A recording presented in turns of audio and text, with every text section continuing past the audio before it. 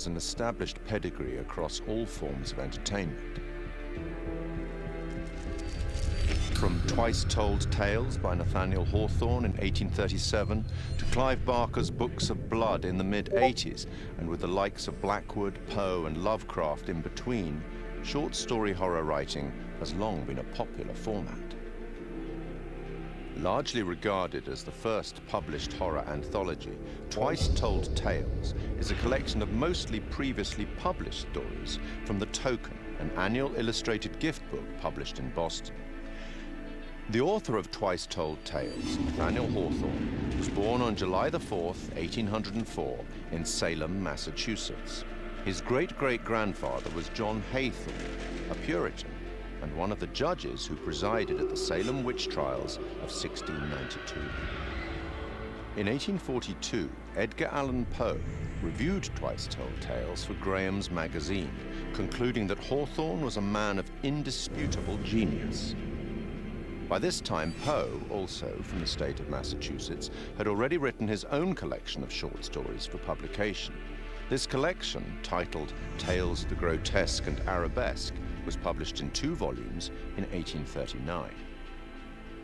The horror anthology had become a recognized format, and after also writing many short stories for newspapers and magazines, Algernon and Blackwood's first publication, The Empty House and Other Ghost Stories, was released in 1906.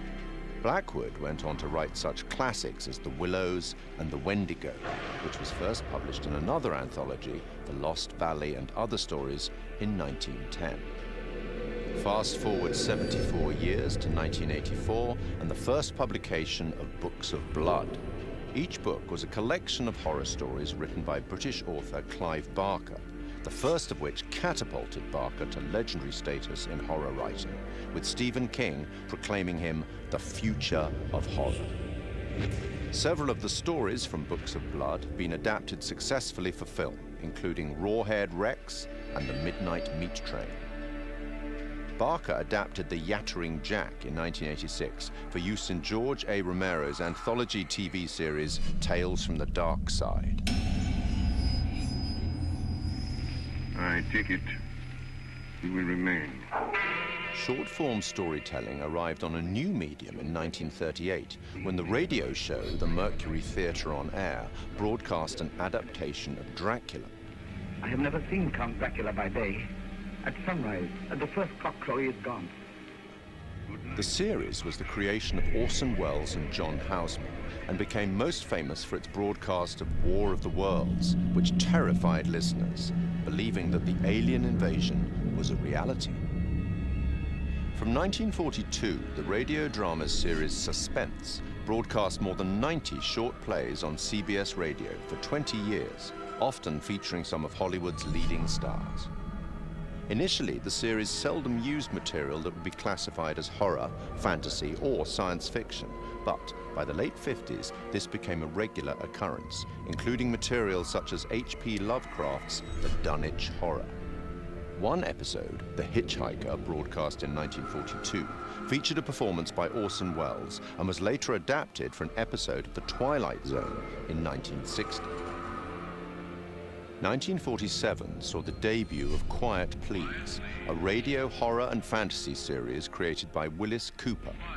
Cooper had been a writer for Orson Welles' Campbell Playhouse, which had succeeded the Mercury Theatre on Air. Which is written and directed by Willis Cooper and features Ernest Chappell. Quiet Please for tonight is called Camera Obscura. The play's scripts often broke the fourth wall by speaking directly to the listener, a technique much adopted in later horror anthologies. In his book, Terror on the Air, Horror Radio in America, Richard J. Hand wrote that Cooper had enjoyed creating roles for the audience, including implicating them in the action of the story itself, indicating a clear desire to create horror as interactive entertainment more than 70 years ago. The show ran for 2 years. Forward 50 more years in radio, and in October 2010, we see the debut of Larry Fessenden and Glenn McQuaid's radio show, Tales from Beyond the Pale. Successful genre filmmakers in their respective rights, the two began producing episodes under Fessenden Studio, Glass Eye Pix, influenced by the works of Boris Karloff, Peter Lorre, and Orson Welles.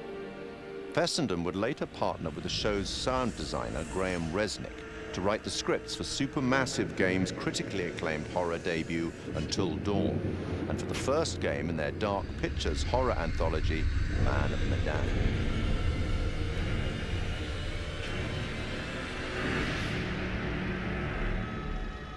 In film and TV, short-format horror has been successfully represented many times since The Twilight Zone in 1959.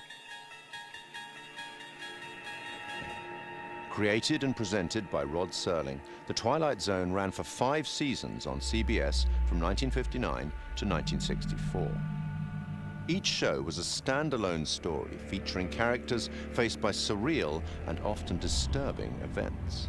Serling's introductions and conclusions to each show summarized the story and provided some justification for the events and, often, the moral of the story. In 2016, Rolling Stone placed The Twilight Zone at number 7 in its list of the greatest shows of all time. The 1972 film Tales from the Crypt is highly regarded by fans of the genre. Starring Peter Cushing and Joan Collins and featuring Ralph Richardson as the Crypt Keeper, it is an anthology film based on stories from EC Comics, and one of several Amicus horror anthologies produced in that decade. And in 1989, HBO launched a horror anthology series under the same name, also based on EC Comics, which ran until July 1996. 1982 saw the release of Creepshow, a dark comic horror anthology film directed by George A. Romero. Influenced by and a homage to the material from the EC and DC comics of the 1950s, its entirely original material was written by Stephen King, and it is a somewhat tongue-in-cheek expression of the horror genre. 25 years on, and in 2007, Trick or Treat presents another set of horror shorts as a dark comedy horror anthology film.